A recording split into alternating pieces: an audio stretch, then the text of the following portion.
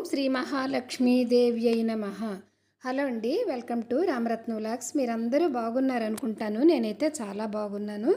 మనందరము బాగుండాలని లక్ష్మీ అమ్మవారిని అయితే వేడుకుందాము. ఇది మంచి వీడియో, ఎక్కడ స్కిప్ చేయకుండా అయితే చూడండి. ముందుగా మీకు అందరికీ అక్షయ తృతీయ శుభాకాంక్షలు. మనందరము అక్షయ తృతీయ నాడు ఇలా అమ్మవారిని పూజ చేసుకుంటే చాలా చాలా విశేషమైన ఫలితము. ఈ సంవత్సరం అక్షయ తృతీయ చాలా విశేషమైనదని తెలియచేస్తున్నారు. తప్పకుండా మీరు అక్షయ తృతీయ రోజైతే లక్ష్మీ పూజ అయితే లక్ష్మీనారాయణుల్ని పూజ చేసుకొని పూజ అయితే చేసుకోండి. అయితే ఈ లక్ష్మీ అమ్మవారికి ఏది ముఖ్యంగా ఏది ఇష్టమైతే అవి మనకి ఏది వీలైతే అది మనం అమ్మవారికి మనస్ఫూర్తిగా పెట్టుకుంటే అమ్మ తప్పకుండా మనకు కరుణిస్తారు. అలాగే ధాన్యాలు, ధనధాన్యాలు, అలాగే ఆ పాలు, ఇంకా మనకి మన ఇంట్లో ఏవి అవైలబుల్గా ఉంటే అవి అమ్మవారికి నైవేద్యంగా సమర్పించుకోవాలి. అలాగే ఏదైనా పూజ చేసుకున్నాము అంటే అమ్మవారికి విశేషంగా మంచి నైవేద్యాలు అయితే తయారు చేసుకుంటాం కదా. అలాగే ఇల్లు కూడా అలంకరించుకోవాలి. ఇల్లు గుమ్మాలు అవి శుభ్రం చేసుకొని మంచి మంచి ముగ్గులు పెట్టుకొని తులసి అమ్మవారి దగ్గర కూడా దీపారాధన చేసుకొని అక్షయ తృతీయ రోజు ఎర్లీ మార్నింగ్ అయితే అమ్మవారికి పూజ అయితే చేసుకోవాలి. బంగారాలు కొనాలి అని ఏమీ లేదండి. మన దగ్గర ఉన్న పాతది పెట్టుకునైనా మనం పూజ చేయొచ్చు. లేదంటే మనస్ఫూర్తిగా పువ్వులు పెట్టుకునైనా సరే అమ్మవారికి పూజ అయితే చేసుకోవచ్చు. లక్ష్మీ అమ్మవారికి తప్పకుండా మీరందరూ అక్షయ తృతీయ రోజు అయితే లక్ష్మీ పూజ అయితే చేసుకోండి. అలాగే మనకి ముందుగా గణపతి పూజ చేసుకుంటాము. ఏ పూజ ప్రారంభించినా ముందుగా గణపతి పూజ చేస్తాం కదా. గణపతికి కూడా షోడశోపచారాలు చేసుకోవాలి. ఎందుకంటే అక్షయ తృతీయ రోజు విశేషమైన పూజ మనం చేసుకుంటున్నాము కనుక.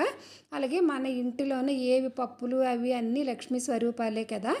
లక్ష్మి అనేసి అంటే ఒక్క ధనమే కాదు కదా, మనకి ఇల్లు కలిగి ఉండడం లక్ష్మి, సంతానం కలిగి ఉండడం లక్ష్మి, మనకి అన్నీ మంచి మంచి ఇవన్నీ ఉండడం కూడా అమ్మవారి అనుగ్రహం వల్లే మనకు అవన్నీ కలుగుతాయి. లక్ష్మి అంటే ఒక్క డబ్బనే కాదు, మనము ఇంట్లో ధనధాన్యాలు ఉంటాయి కదా, పప్పులు ఉప్పులు అవి కలగడం కూడా లక్ష్మియే. మనకి తినడానికి అన్నం దొరకడం కూడా లక్ష్మి అనుగ్రహం ఉంటేనే మనకి దొరుకుతుంది అనమాట. మన ఇంట్లో ఎలాగూ కందిపప్పు అవన్నీ వంట చేసుకుంటాం కదా, అవి కొంచెం కొంచెం అమ్మవారికి నైవేద్యంగా పెట్టుకుంటే చాలా మంచిది. అమ్మవారి పాదాలు పెట్టుకొని తాంబూలం అది పెట్టుకొని అమ్మవారికి అయితే గణేష పూజ అనంతరము లక్ష్మీ అమ్మవారికి కూడా షోడశోపచారాల పూజ అయితే చేసుకుంటే చాలా మంచిది. అలాగే ఈరోజు లక్ష్మీ సహస్రనామ స్తోత్రము, లక్ష్మీ అష్టకము, అలాగే లక్ష్మీ అష్టోత్తర శతనామావళి చదువుకుంటే చాలా మంచిది. అక్షయము అనేసి అంటే క్షయము కానిది అక్షయము కదా. మనం ఈరోజు ఎవరికి దానం చేసినా ధర్మం చేసినా అది అక్షయంగా మారుతుందని పెద్దలైతే తెలియచేస్తున్నారు.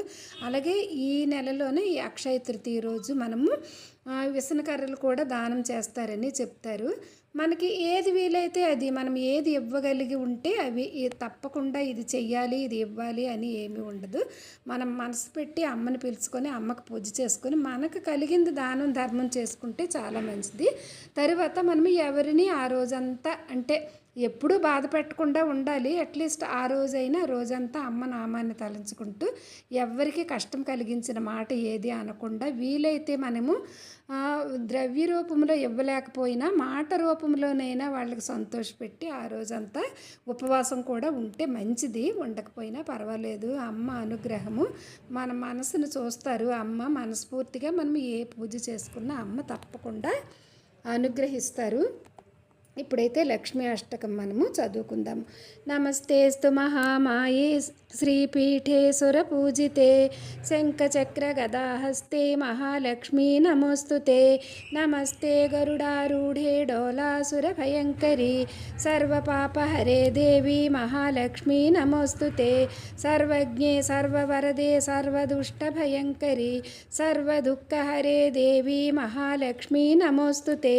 సిద్ధిబుద్ధిప్రదే దేవి భుక్తి ముక్తి ప్రదాయిని మంత్రమూర్తి సదా దేవి మహాలక్ష్మీ నమోస్తుతే. ఆద్యంతరహితే దేవి ఆదిశక్తి మాహేశ్వరి యోగజ్ఞే యోగ సంభూతే మహాలక్ష్మీ నమోస్తుతే. స్థూల సూక్ష్మే మహారౌద్రే మహాశక్తి మహాదరే మహాపాపహరే దేవి మహాలక్ష్మీ నమోస్తుతే. పద్మాసన స్థితే దేవి పరబ్రహ్మస్వరూపిణి परमेशी जगन्माता महालक्ष्मी नमोस्तुते। श्वेतांबरधरे देवी नानालंकारभूषिते जगत्सिते जगन्माता महालक्ष्मी नमोस्तुते। महालक्ष्म्यष्टकं स्तोत्रं यः पठेत् भक्तिमान् नरः सर्वसिद्धिमवाप्नोति राज्यं प्राप्नोति सर्वदा एककाले पठेन्नित्यं महापापविनाशनं द्विकालं यः पठेन्नित्यं धनधान्यसमन्वितः त्रिकालं यः पठेन्नित्यं महाशत्रुविनाशनं మహాలక్ష్మీర్భవేన్నిత్యం ప్రసన్న వరదా శుభ. ఇలాగా అమ్మవారి పూజ అయిపోయిన తర్వాత ఇప్పుడు మనము హారతి. భాగ్యలక్ష్మి రావమ్మా నే చేసిన పూజలు గొనుమమ్మా.